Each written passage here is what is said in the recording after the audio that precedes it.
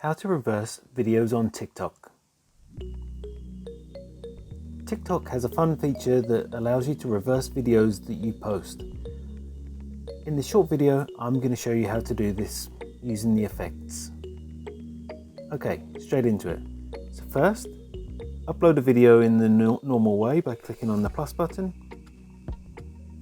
And then choose your video. I've chosen this one.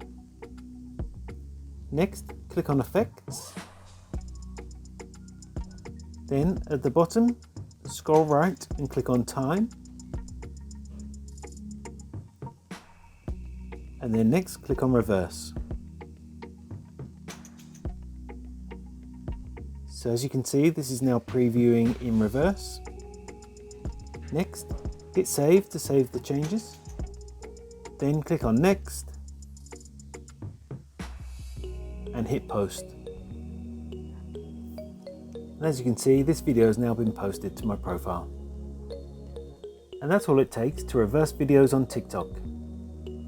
If you found this video helpful, I'd love it if you liked the video, subscribe to my channel, and let me know in the comments if this worked for you. Thanks for watching.